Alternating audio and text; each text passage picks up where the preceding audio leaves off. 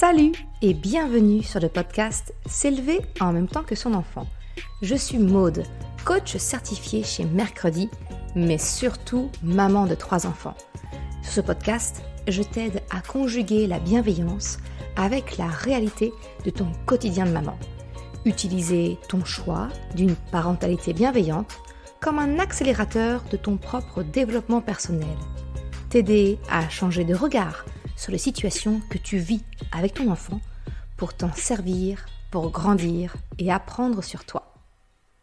Hey, salut, je suis contente de te retrouver aujourd'hui pour le 107e épisode et le tout premier de la saison 4 du podcast S'élever en même temps que son enfant. Alors traditionnellement, en début d'année, on se souhaite les bons vœux, une bonne santé, tout ce qui va bien. Bon, déjà, on est déjà quand même bien avancé dans le mois de janvier au moment de la reprise du podcast. Et puis, je ne suis pas de celles qui sont très à l'aise avec les vœux de bonne année qui sont envoyés comme ça en masse à tout le monde, mais en même temps à personne, de manière assez impersonnelle. Donc ce n'est pas que je te souhaite une mauvaise année. D'ailleurs, si tu es inscrite à mon mail du samedi matin, je t'ai souhaité une très bonne année parce que je m'adresse directement à toi. Et pour moi, souhaiter les bons vœux, c'est vraiment quelque chose de personnel dans lequel on met de l'intention. Et c'est ça qui me tient à cœur, plutôt que dans les messages qu'on envoie groupés à tout le monde. C'est une digression totale sur le sujet d'aujourd'hui. C'était juste pour te dire que si jamais tu es de celles comme moi, qui ne sont pas, celles et ceux d'ailleurs, qui ne sont pas très à l'aise avec ces formulations toutes faites de bonne année, bien sache que tu n'es pas toute seule. J'en avais déjà parlé l'année dernière sur Instagram, j'avais fait une story à ce sujet et je m'étais aperçue qu'en fait on était très nombreux à ne pas spécialement être à l'aise avec cet envoi groupé de bonne année. Bref, revenons-en au mouton, à ce fameux épisode, ce fameux premier épisode de la saison 4 du podcast. Et bien comme on est au mois de janvier, j'aimerais te parler de tout ce qui a trait des résolutions. Tu sais, souvent, le mois de janvier, c'est là où, un petit peu comme à la rentrée, on va se fixer de nouveaux objectifs, les bonnes résolutions. Entre nous, ces fameuses bonnes résolutions qui, dans 3 semaines, n'existeront plus, on va les abandonner. J'aimerais t'exposer un petit peu mon point de vue sur les résolutions, ce que j'en pense, et puis le lien qu'on peut y faire, bien entendu, on est là pour parler de ça, avec les enfants. Quel exemple on peut incarner, comment on peut en parler avec les enfants. Bref, tu l'auras compris, on va parler des résolutions de début d'année. Ce qu'il se passe souvent avec les résolutions comme ça de début d'année, c'est que finalement elles ne tiennent pas parce que ce sont des choses qui sont trop contraignantes ou alors qui ne sont pas en phase avec notre personnalité, nos besoins.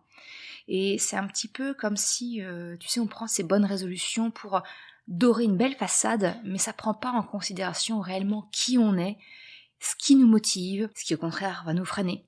Et c'est en ça que pour moi les résolutions peuvent être un piège. Alors je vais te partager mes résolutions et voir comment toi tu pourrais peut-être en tirer peut-être quelque chose, une prise de conscience.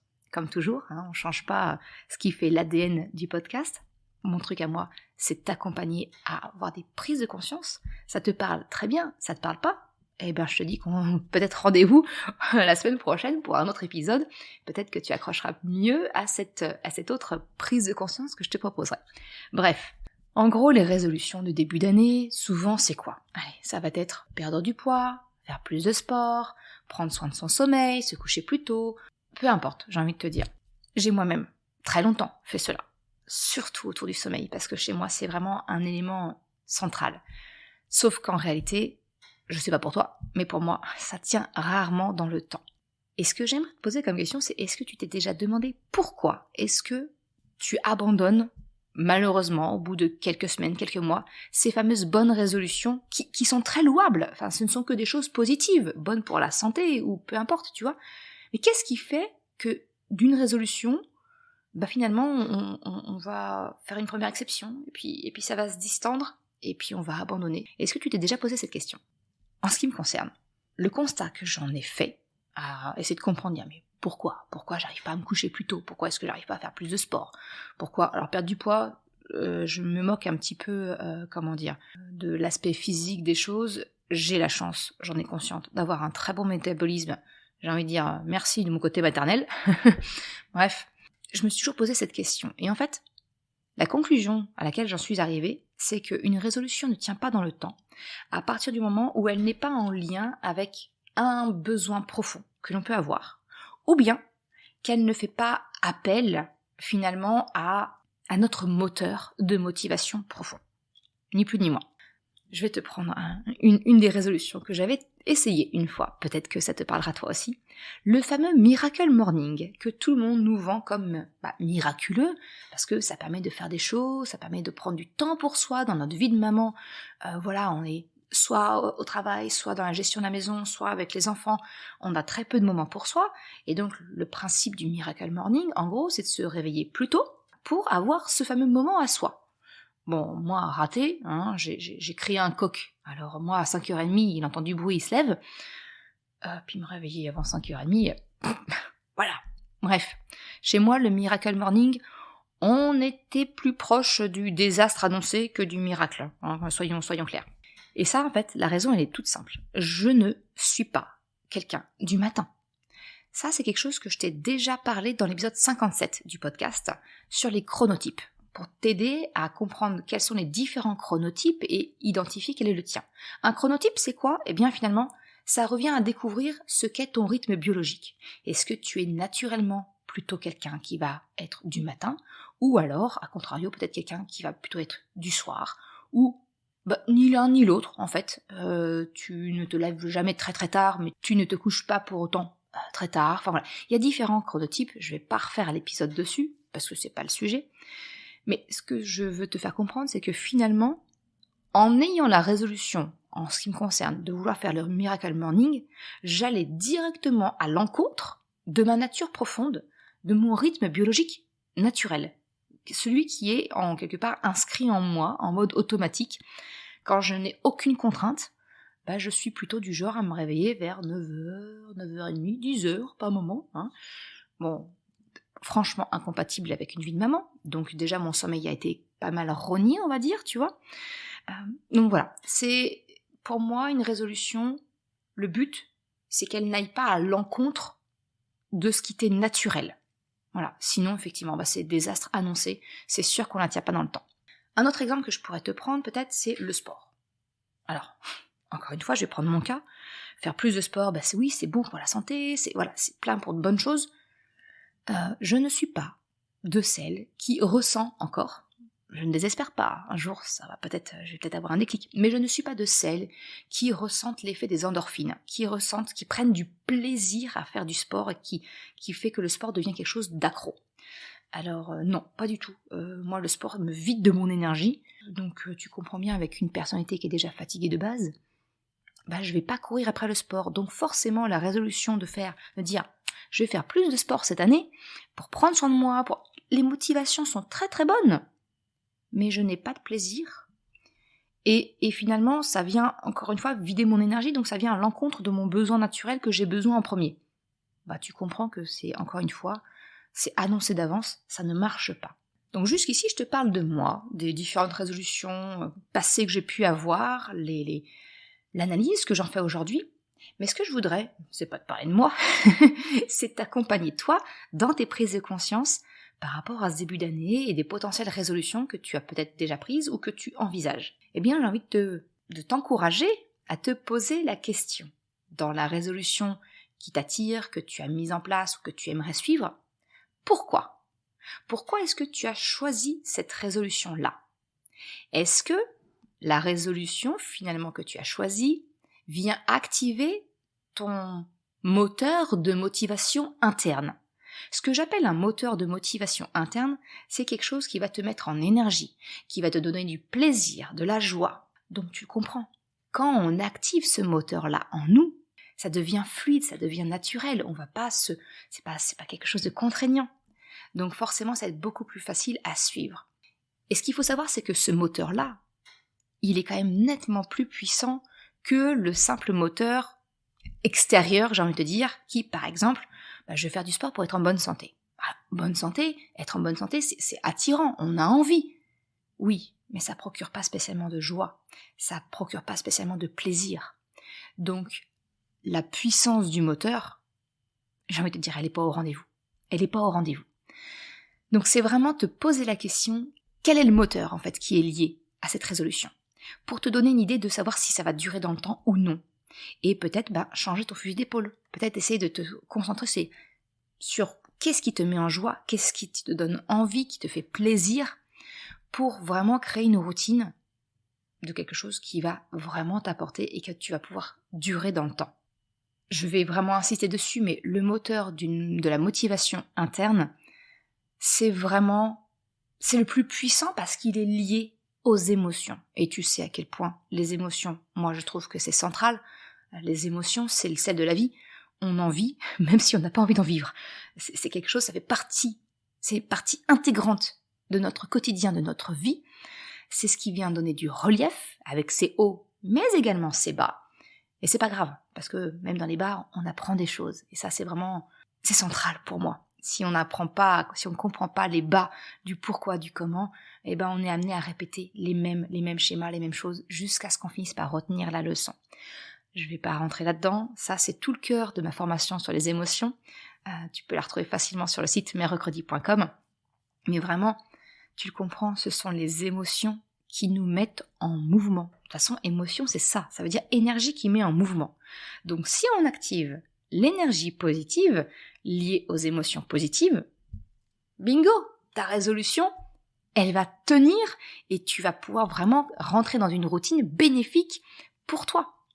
Et ça, franchement, ça n'a rien à voir entre le fait d'être en bonne santé ou de rentrer hypothétiquement dans une taille qu'on considère comme correcte, comme un point correct ou peu importe, tu vois. Ça n'a rien de puissant comme moteur de motivation. Donc vraiment, j'aimerais t'interroger. Quel est ton moteur de motivation par rapport à la résolution que tu souhaites cette année? Et un complément de ça, parce que ce serait trop simple s'il suffisait, entre guillemets, d'activer le moteur de la motivation interne, c'est d'identifier également quels seraient tes potentiels freins, tes potentiels blocages. Qu'est-ce qui pourrait venir contrecarrer cette résolution, cette routine que tu veux mettre en place? Qu'est-ce qui pourrait venir la bloquer? Je vais te prendre encore une fois un exemple que je connais parfaitement, parce que c'est ma résolution depuis des années, que je ne parviens pas complètement à honorer, mais j'ai envie de te dire que d'année en année, je parviens à améliorer. C'est mieux par rapport à d'autres, vraiment dans le passé, ça n'a rien à voir, mais je compte bien encore continuer d'améliorer ça. Tu le comprends, moi c'est lié au sommeil. Vraiment, c'est ma résolution, c'est d'arriver à prendre soin de moi en me couchant plus tôt, c'est-à-dire en respectant mon besoin. J'ai un gros besoin de sommeil, donc je respecte mon chronotype, je respecte mon besoin physiologique. Et le frein principal que j'ai par rapport à cette résolution-là, c'est que si je respecte en fait mon besoin de sommeil, finalement je vais me coucher quasiment en même temps que mes enfants, donc j'ai plus de soirée à moi, j'ai plus de soirée avec mon conjoint, ça devient incompatible si tu veux avec ma vie sociale aussi tout simplement, parce que mon conjoint est aussi une partie de ma vie sociale. Non, j'ai aussi besoin qu'on se retrouve à des moments à deux, et pas d'aller faire ma marmotte.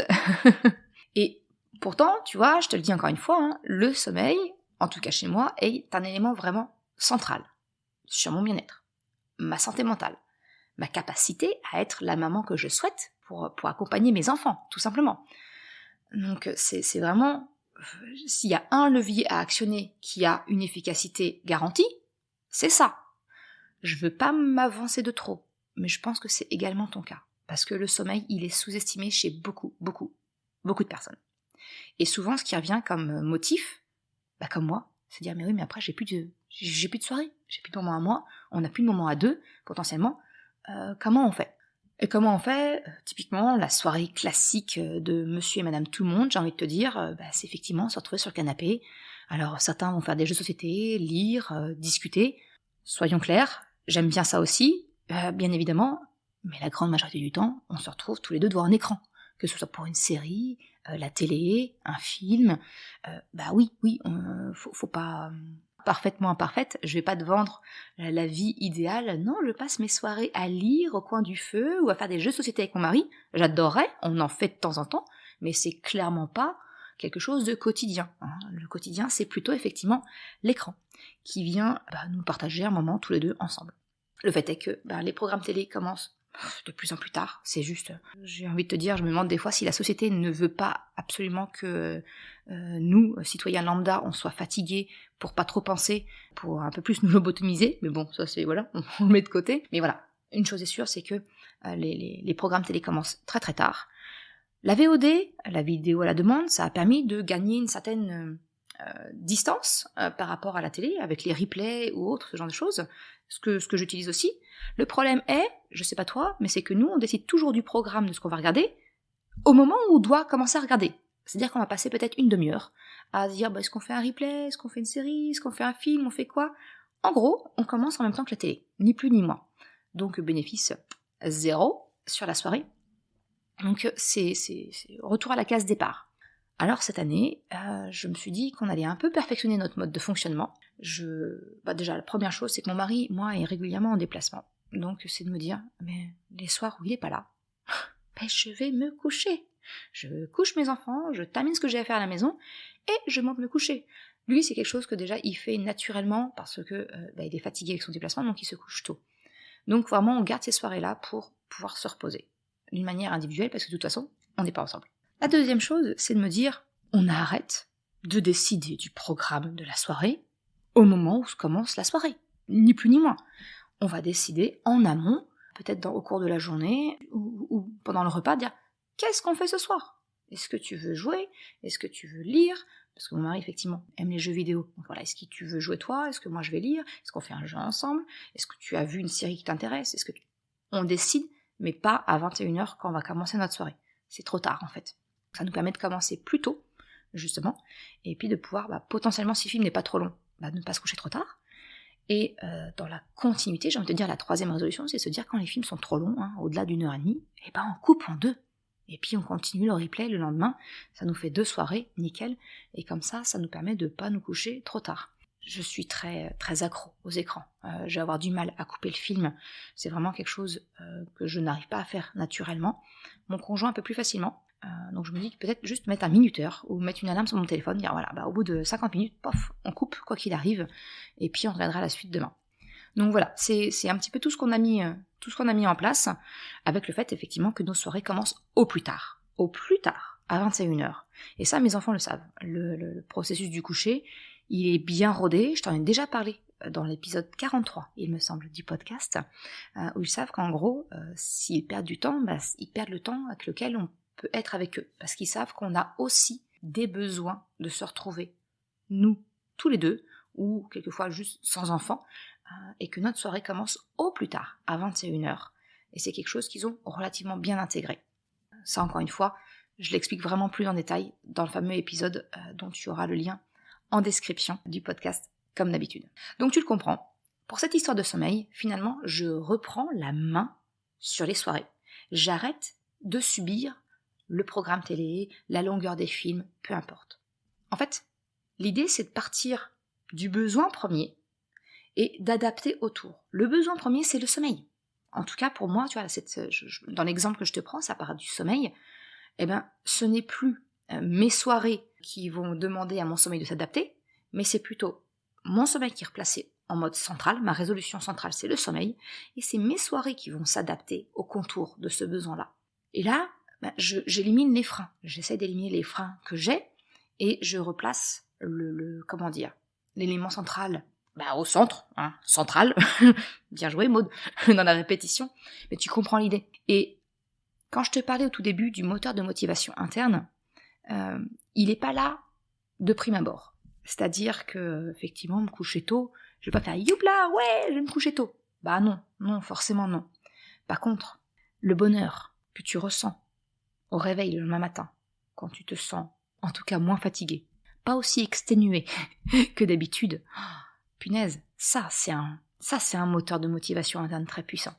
Parce que tu ressens une forme de bien-être de dire, ok, au-delà de se dire je suis reposé, ce qui est clairement, soyons honnêtes, ce qui est difficile à ressentir de nouveau quand on est parent, mais en tout cas cette sensation de se dire je ne suis pas aussi exténué que je me sens habituellement au réveil, punaise, c'est un réel bonheur, c'est un réel plaisir, et tu vois, je t'en parle comme ça, je l'ai ressenti dernièrement, je veux le cultiver, je veux le ressentir de nouveau, je vais avoir du mal à m'en passer, et là, on active le moteur de la motivation interne. Voilà ce que je voulais te partager. Alors j'ai beaucoup parlé de mes motivations à moi, de mes résolutions, mais c'était pour vraiment prendre des cas concrets, que ça ne soit pas juste de la théorie jolie que je te balance comme ça dans les oreilles, mais vraiment de te partager quelque chose sur lequel tu peux essayer de t'appuyer pour essayer de voir tes résolutions à toi et comment faire en sorte que tu puisses les tenir en activant ton moteur de motivation interne et en regardant un petit peu quels pourraient être les freins et comment faire finalement pour adapter les contraintes extérieures à ton besoin premier. Tu le vois, c'est ni plus ni moins, encore une fois, qu'un compromis qu'il faut faire. Mais le compromis, c'est pas en rognant sur ton besoin. Si on place le besoin central, parce que là, c'est la résolution finalement, c'est toi avec toi, d'accord ? C'est pas toi avec quelqu'un d'autre, ou en quel cas, effectivement, on va vraiment trouver un compromis entre les besoins de chacun. L'avantage de tout ça, et je vais raccrocher un petit peu là avec la parentalité, parce que tu dois te dire, Maud, ok, c'est sympa les résolutions, mais c'est quoi le lien avec les enfants ? En fait, c'est d'incarner ce que tu veux, ce que tu souhaites que tes enfants fassent, c'est de l'incarner devant eux. Et là, je montre à mes enfants, je leur transmets quelque part cette habitude de ne pas prendre des résolutions pour prendre des résolutions. Moi, mon grand, il a 10 ans, il m'a dit, maman, cette année, je vais faire une résolution. Bon, sa résolution, c'était de se laver les dents 2 fois par jour et de se laver les oreilles. Bon, on a chacun les résolutions qu'on souhaite, hein. Mais c'est parce qu'il y a quelque chose sur lequel on le challenge beaucoup. Et je lui dis, non, mais ça, c'est pas censé être une résolution, faut pas prendre quelque chose comme une contrainte. Par contre, tu peux décider d'en faire un jeu, tu vois. Donc, je leur ai expliqué, moi, quelles étaient mes résolutions, comment les mettre en place. Donc, j'incarne, finalement, ce que je demande à mes enfants. Et leur transmettre cette habitude de ne pas prendre des résolutions pour se contraindre à quelque chose, mais plutôt pour s'interroger qu'est-ce qui me convient le mieux, de quoi j'ai besoin pour le mettre en place et pour que ça tienne dans le temps. C'est ça, en fait, finalement. J'ai envie de te dire que c'est presque du coaching. Ça revient un petit peu à ce qu'on peut faire quand on est en accompagnement personnalisé, toi et moi, c'est identifier quels sont les moteurs de motivation, identifier quels sont les freins potentiels et voir qu'est-ce qu'on peut mettre en place en face pour soulever les freins et appuyer sur l'accélérateur du moteur de motivation. C'est ça. Et pour terminer l'épisode d'aujourd'hui, l'autre point que je voulais t'expliquer, c'est tu m'as entendu parler du moteur de la motivation interne. Tu t'es peut-être demandé, mais c'est quoi ce truc ? Voilà.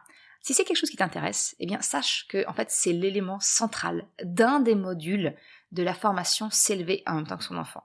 En fait, c'est le pilier central pour actionner la coopération naturelle de ton enfant. C'est de trouver le moteur de la motivation interne de ton enfant. Et ça, c'est quelque chose que je t'apprends à faire dans la formation. Je t'apprends à identifier également quels sont les moteurs de la motivation externe pour t'en détacher un petit peu plus et aller plus loin dans les moteurs de la motivation interne. Si c'est quelque chose qui peut t'intéresser, tu peux t'inscrire sur merrecredi.com/formation au singulier pour être informé de l'ouverture des inscriptions de la formation. Voilà pour l'épisode, le premier épisode de cette saison 4. J'espère que ça t'aura donné quelques pistes de réflexion. Je te souhaite une excellente semaine et je te dis à la semaine prochaine. Merci à toutes celles et ceux qui soutiennent le podcast en faisant un don pour m'encourager à continuer de créer des épisodes sur le site merrecredi.com/soutien. Une autre façon de m'encourager, si tu trouves mes partages utiles, c'est d'en parler autour de toi, ou si le cœur t'en dit, de me laisser un commentaire et une note de 5 étoiles sur Apple Podcast ou Spotify. Ça me permet vraiment de faire connaître le podcast et ça m'encourage à progresser. Un grand merci à celles et ceux qui prennent le temps de le faire ou de m'envoyer un message privé si leur plateforme d'écoute ne le permet pas. Je te souhaite une excellente journée, après-midi, soirée, quel que soit le moment où tu écoutes, et je te dis à la semaine prochaine pour un nouvel épisode. Ciao!